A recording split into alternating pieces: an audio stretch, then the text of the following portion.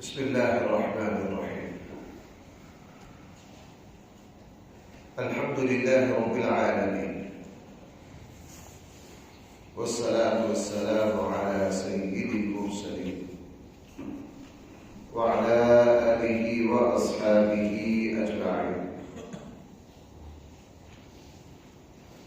أما بعد فأعوذ بالله من الشيطان الرجيم. بسم الله الرحمن الرحيم. ولقد آتينا موسى الكتاب من بعد ما أهلكنا القرون الأولى بصائر للناس وهدى ورحمة لعلهم يتذكرون. وما كنت بجانب الغربي إذ قضينا إلى موسى الأمر وما كنت من الشاهدين. صدق الله مولانا. ولقد آتينا موسى الكتاب، یقیناً ہم نے موسیٰ علیہ السلام کو کتاب عطا کی. من بعد ما اہلکنا القرون الاولی، اس کے بعد کہ ہم ہلاک کر چکے بہت ساری امتوں کو، بہت سارے زمانوں کو، بہت ساری جماعتوں کو. یہ کتاب ہم نے کیوں دی؟ بصائر للناس، لوگوں کی بصیرت کو بڑھانے کے لیے، وہدی، اور ہدایت کے لیے، ورحمت، اور اس کتاب کو ہم نے رحمت بنایا، لعلہم یتذکرون، تاکہ وہ لوگ نصیحت حاصل کر سکیں.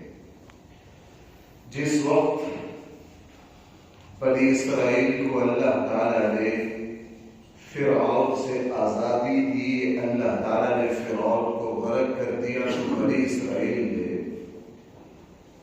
حضرت موسیٰ علیہ السلام سے یہ درخواست کی کہ پہلے ہم غلامی کی زندگی گزار رہے تھے، اب اللہ نے ہمیں آزادی دے دی ہے، اس لیے آپ اللہ سے اب ہمیں کتاب لے کر دیں تاکہ ہم اس پر عمل کریں.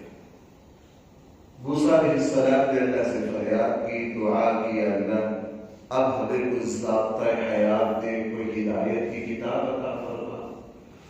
اللہ تعالیٰ نے تورات عطا کی اور حکم دیا کہ آپ پہلے کوہ طور پر آ کر اعتکاف بیٹھو 40 دن کا، اور اس اعتکاف کے بعد اللہ تعالیٰ نے موسیٰ علیہ السلام کو تورات عطا کر دی. موجودہ جو انجیل ہے، جو صحیفہ چھپا ہوا ہے انجیل کا، اب وہ تورات جو ہے وہ اسی کے 4-5-7 ابواب پر مشتمل ہے. اسی کے ابواب جو ہے، اس میں کچھ ابواب جو ہے وہ تورات کہلاتے ہیں. حقیقت میں تورات اتنی مختصر سی کتاب نہیں تھی. سب سے تفصیلی کتاب اللہ کی طرف سے جو اتاری گئی وہ قرآن کریم ہے. درجہ کے اعتبار سے بھی سب سے افضل قرآن کریم ہے. نمبر 2 پر جو کتاب اتاری گئی وہ تورات ہے. درجہ کے اعتبار سے بھی تورات نمبر 2 پر ہے. نمبر 3 پر جو کتاب اتاری گئی وہ انجیل ہے. بھائی وہ کون سی ہے؟ انجیل جو ہے یہ اصل میں مستقل کتاب نہیں ہے. یہودیوں نے تورات میں جو بےایمانیاں کر رکھی تھی نا، تحریف اور تبدیلی کر رکھی تھی، انجیل اسی کا ایک تصحیح شدہ صحیح ایڈیشن ہے جو اللہ کی طرف سے آیا. جو ہے کس کی طرف سے آیا؟ اللہ کی طرف سے آیا. اور چوتھے نمبر پر جو ہے وہ زبور ہے. درجے کے اعتبار سے قرآن کریم، تورات، انجیل، اور بھائی آخر میں کون سی ہے؟ زبور. قرآن کریم نے یہاں بات ارشاد فرمائی کہ ہم نے بہت سارے زمانے اور قومیں تباہ کی. قوم لوط، قوم عاد، قوم ثمود، قوم مدین، قوم شعیب جس کو کہا جاتا ہے، یہ سارے قومیں تباہ و برباد ہونے کے بعد اللہ تعالیٰ نے پھر موسیٰ علیہ السلام کو کتاب دی۔ اس کتاب کا کیا مقصد تھا؟ قرآن کریم نے یہاں کی تورات کے جو مقصد بیان کیے ہیں، جو مقاصد تورات کے بیان کیے ہیں، بالکل قرآن کریم کے اتارنے کے مقاصد بھی دوسری جگہ قرآن کریم نے وہی بیان کیے ہیں۔ ان میں سے پہلا ہے بصائر للناس۔ ہم نے تورات اتاری تاکہ ہم لوگوں کی بصیرت کو بڑھا دیں۔ عربی زبان میں آنکھ سے بندہ جس چیز کو دیکھتا ہے اس کو کہتے ہیں بصارت، اور دل سے جس چیز کو دیکھتا ہے، دل کی جو سمجھ ہے، عقل، فہم، شعور، ادراک، بھائی اس کو کہا جاتا ہے بصائر۔ بھائی اس کو کیا کہا جاتا ہے؟ یہی لفظ قرآن نے استعمال کیا، بصائر للناس۔ ہم نے یہ کتاب نازل کی تاکہ لوگوں کے فہم، شعور اور ادراک کو ہم بڑھائیں، اور یہی معاملہ قرآن کریم کا ہے۔ سورہ اعراف میں یہی بات قرآن کریم نے اپنے لیے فرمائی۔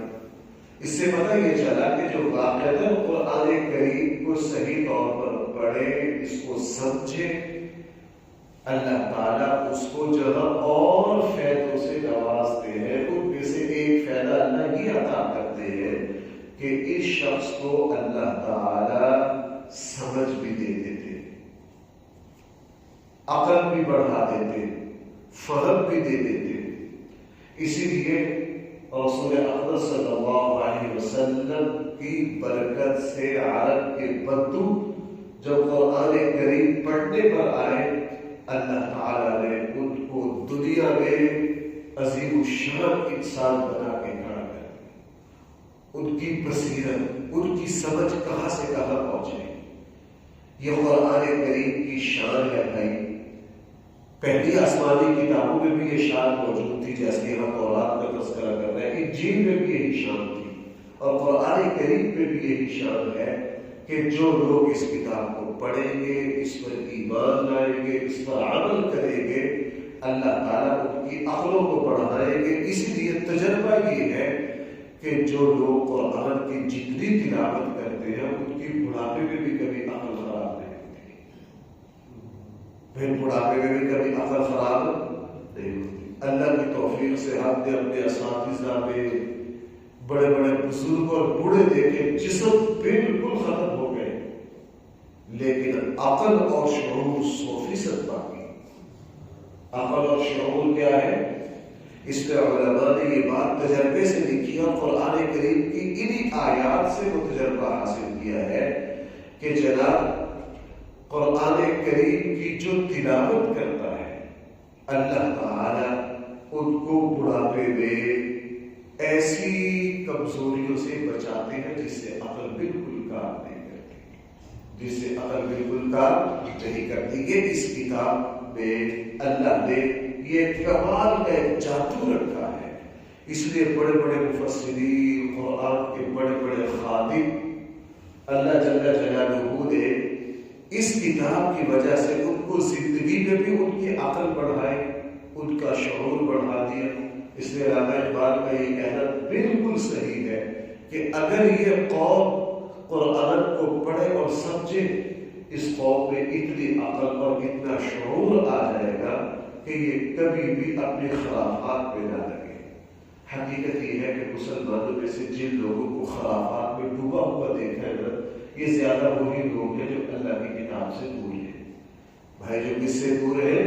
اللہ کی کتاب سے دور ہیں۔ فرمایا بصائر للناس، ہم نے کتاب دی موسیٰ کو، یوں کہہ سکتے ہیں کہ ہم نے قرآن دیا تمہیں بصائر للناس تاکہ لوگوں کی عقل بڑھ جائے، لوگوں کی سمجھ بڑھ جائے، لوگوں کا شعور بڑھ جائے۔ وہدی، اور ہم نے کتاب دی، اس میں ہدایت ہے، رہنمائی ہے، یہ تمہیں غلط صحیح کی تمیز دے گی، اچھائی اور برائی کو سمجھائے گی، یہ تمہیں بتائے گی کہ دیانت کیا ہے، بددیانتی کیا ہے، یہ تمہیں بتائے گی انصاف کیا ہے، ظلم کیا ہے۔ زندگی کا کوئی موقع، کوئی مرحلہ ایسا نہیں آئے گا جہاں خدا یہ تمہاری رہنمائی نہ کرے، یہ تمہاری۔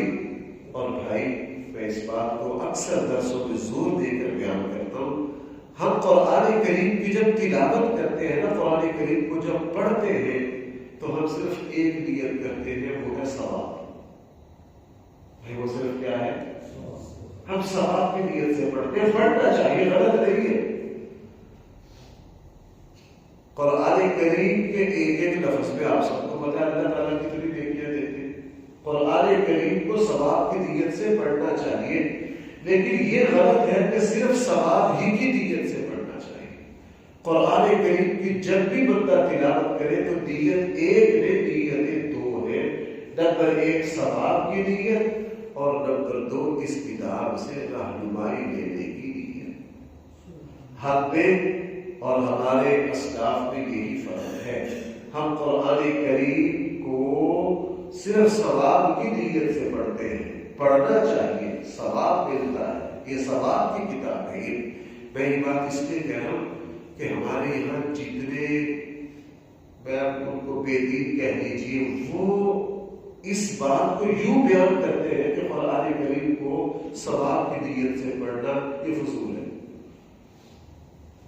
کل ہی میں نے ایک صاحب کا وہ سنا ہے، تو میں چونکہ جب میں نے اس کو تھوڑا سا تحقیق سے دیکھا تو میں کہا یہ تو عبداللہ چکلاوی بہت بڑا بزرگ حدیث ہوا ہے، یہ تو اس کے شاگردوں میں سے ہے۔ اب وہ کیا کہہ رہا ہے؟ وہ کہہ رہا ہے جناب دنیا میں کوئی کتاب ایسی نہیں ہے جو تم پڑھتے ہو تمہیں سمجھ نہ آتی ہو، تم پڑھتے ہی اس کتاب کو ہو جو تمہیں سمجھ آتی ہے، لہٰذا اگر قرآن کریم کی تمہیں سمجھ نہیں ہے تو اس کا پڑھنا کیا ہے؟ فضول ہے۔ دیکھنے میں یہ اعتبار بات بڑی خوبصورت ہے، لیکن اس میں ایک بڑی خطرناک واردات ہے۔ تو واردات کیا ہے؟ پتہ ہے کہ مسلمانوں کی بہت بڑی تعداد قرآن سمجھتی نہیں، لہٰذا جب مسلمانوں نے قرآن کو سمجھنا چھوڑ دیا تو اب ان کو تلاوت سے بھی دور کرو، اب ان کو تلاوت سے بھی کیا کرو۔ میں نے آپ کو آپ حضرات کے سامنے اکثر یہ بات عرض کی ہے، بھائی حروف مقطعات کا معنی سمجھ میں آتا ہے، لیکن قرآن سورہ بقرہ شروع کہاں سے ہو رہی ہے؟ الف لام میم سے، الف لام میم سے۔ قرآن کریم نے اس کتاب کو سمجھنے کا تذکرہ الگ کیا ہے اور اس کتاب کی تلاوت کا تذکرہ الگ کیا ہے۔ یتلو علیہم آیاتی ویزکیہم ویعلمہم الکتاب والحکمہ۔ دنیا کی ہم کوئی کتاب جو ہمیں سمجھ نہ آتی ہو ہم نہیں پڑھیں گے، لیکن قرآن کریم یہ جہاں سمجھنے کی کتاب ہے وہاں یہ تلاوت کی بھی کتاب ہے، یہ وہاں تلاوت کی بھی کتاب ہے۔ اس لیے بات یہاں سے چلی تھی کہ قرآن کریم و ہدا، اللہ تعالیٰ نے تورات کو اتارا، تورات میں بھی رہنمائی تھی اور قرآن کریم میں بھی رہنمائی تھی، لیکن یہودیوں نے کیا کیا؟ یہودیوں نے دونوں باتیں چھوڑ دی، انہوں نے تورات سے ہدایت بھی نہیں دی اور انہوں نے تورات کی تلاوت بھی نہیں کی۔ میرے اور آپ پر لازم ہے ہم جب قرآن کریم کی تلاوت کریں، قرآن کریم کے درس پہ بیٹھیں تو نیتیں بھائی ایک نہ ہو، نیتیں کتنی ہو؟ دو، صرف ثواب کی نیت نہ ہو۔ اس میں بھی آپ نقصان کیا ہے ہمارا؟ نقصان یہ ہے کہ کسی کاروبار کا آغاز کرتے ہیں، قرآن کریم کی تلاوت کرتے ہیں، صرف برکت کے لیے، رہنمائی دینے کے لیے تیار، بڑا تعجب ہوتا ہے۔ صبح صبح کبھی اب تو صبح دکانیں کھلنے کا رواج ہی ختم ہو گیا، ہمارے یہاں 10 ساڑھے 10 11 بجے دکانیں کھلنا شروع ہوتی۔ میں کچھ لوگوں کو دیکھتا ہوں کچھ شروع میں تلاوت چلاتے ہیں، موبائل میں تلاوت چل رہی ہوتی ہے، کس کے لیے؟ برکت کے لیے۔ وہ برکت لینا چاہتے ہیں لیکن قرآن کریم سے رہنمائی لینا، 10 منٹ 15 منٹ تلاوت چلا کے سارا دن پھر جھوٹ فراڈ بےایمانی سب کچھ چلائیں گے۔ فرمایا نہیں وہدا، یہ جو ہم نے تورات اتاری بصائر للناس، لوگوں کی سبق عقل شعور دینے کے لیے لوگوں کو، وہدا، اور بھائی لوگوں کو کیا دکھانے کے لیے؟ سیدھی راہ۔ ورحمت، اور اللہ نے تورات کو بھی اور قرآن کریم کو بھی جو اتارا اس کا ایک پہلو یہ تھا کہ وہ اللہ کی طرف سے رحمت تھی۔ بھائی وہ اللہ تعالیٰ کی طرف سے کیا تھی؟ رحمت تھی، اللہ تعالیٰ کی طرف سے فضل تھا۔ لعلہم یتذکرون، ہم نے یہ کتاب یعنی تورات اس لیے اتاری تھی تاکہ لوگ کیا حاصل کریں؟ نصیحت حاصل کریں۔ وما کنت، آگے قرآن کریم نے 2-3 بار، بھائی ذرا متوجہ ہونا، ہمارے یہاں ایک بڑا مسئلہ ہے کہ آیا اللہ کے نبی حاضر ناظر ہے یا نہیں ہے، غیب جانتے ہیں یا نہیں جانتے؟ یہ موضوع ہمارے یہاں بڑا چلتا ہے۔ ان آیات پر آپ غور کیجیے، قرآن کریم ان آیات میں کیا بیان کر رہا ہے؟ قرآن کریم رسول اللہ صلی اللہ علیہ وسلم سے خطاب کر کے ارشاد فرما رہا ہے، نبی جی جب ہم نے موسیٰ علیہ السلام کو نبوت دی، طور پہاڑ کی دائیں جانب بلا کر آپ وہاں موجود ہیں؟ بھائی آپ وہاں موجود ہیں؟ نہیں تھے۔ قرآن کریم میں 3-4 جگہ کہا جب ہم یہ فیصلہ کر رہے تھے آپ وہاں موجود ہیں۔ اور یہ بات صرف یہاں نہیں، ہر واقعہ کو بیان کر کے قرآن کیا دیتا ہے، ذالک من انباء الغیب نوحیہ الیک وما کنت لدیہم۔ نبی جی یہ جو ہم پہلی قوموں کے حالات بیان کر رہے ہیں، جب یہ واقعات ہو رہے تھے آپ اس وقت وہاں موجود نہیں تھے۔ وما یوسف علیہ السلام کا واقعہ بیان کر کے حضور سے فرمایا جب یہ ساری داستان دہرائی جا رہی تھی آپ وہاں موجود نہیں تھے۔ حضرت مریم علیہ السلام کی تربیت کون کرے گا؟ قرآن نازل ہو رہی تھی، فرمایا نبی جی آپ وہاں موجود نہیں تھے۔ موسیٰ علیہ السلام کو جب ہم نے نبوت دی آپ وہاں موجود نہیں تھے۔ اس پہ 2 باتیں قرآن میں واضح کرتی ہیں۔ ایک تو پہلے نبیوں کے جتنے واقعات ہیں حقیقت میں یہ واقعات بھی ہیں اور رسول اللہ صلی اللہ علیہ وسلم کی نبوت کی دلیل بھی ہے۔ میری بات سمجھ پا رہے ہیں آپ؟ ایک واقعہ موسیٰ علیہ السلام کو نبوت ملی حضور علیہ السلام سے کم 2000 سال پہلے، بعض علماء نے اس سے بھی زیادہ لکھا، چلو کم سے کم 2000 ہی لگا دو بطور مثال۔ اب ایک واقعہ 2000 سال پہلے ہوا ہے، رسول اللہ صلی اللہ علیہ وسلم اس واقعہ کو 100% بیان کر رہے ہیں۔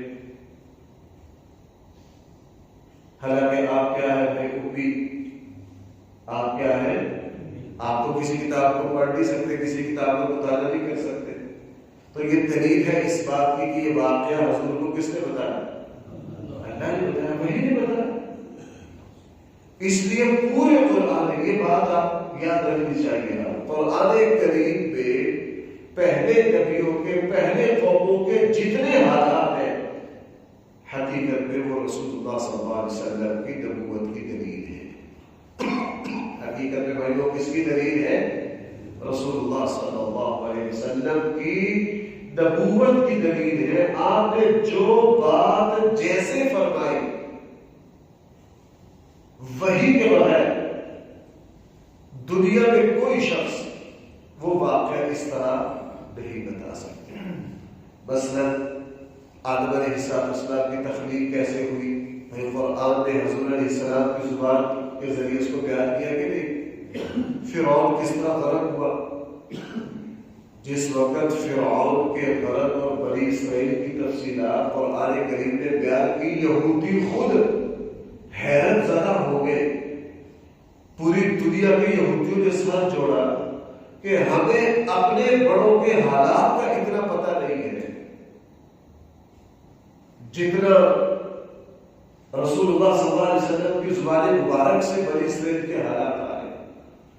اس لیے قرآن کریم کے بھائی جتنے واقعات ہیں یہ اصل میں حقیقت میں دلیلیں بھی ہیں بھائی کس کی؟ نبی کریم صلی اللہ علیہ وسلم کی نبوت کی. اس لیے قرآن کریم یہاں بطور خاص اور سب سے زیادہ تفصیل پورے قرآن میں یہ اسی جگہ ہے. قرآن نے اور جگہ ایک ایک جملہ کہا ہے، یہاں تو 2-3 آیتیں ہیں.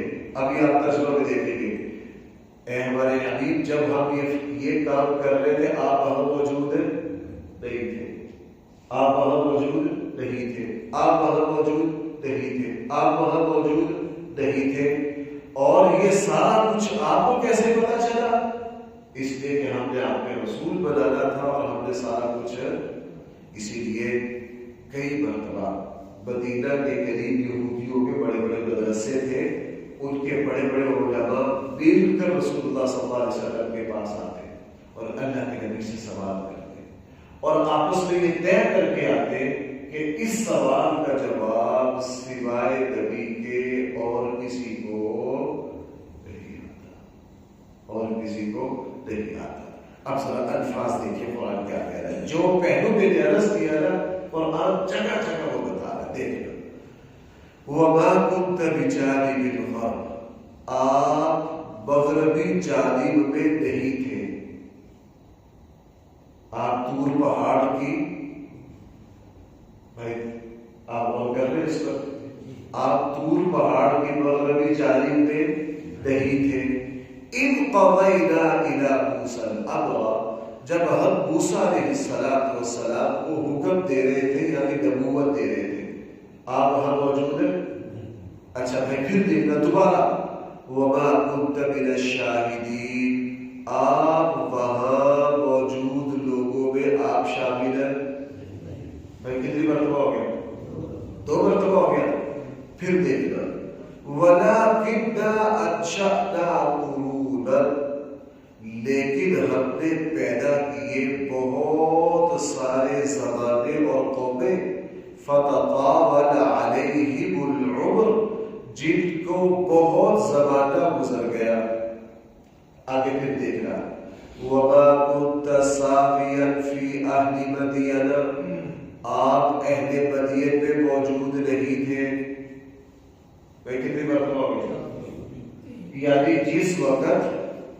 جس وقت موسیٰ علیہ السلام مدین پہنچے تو بچیوں والا بکریوں والا واقعہ ہوا.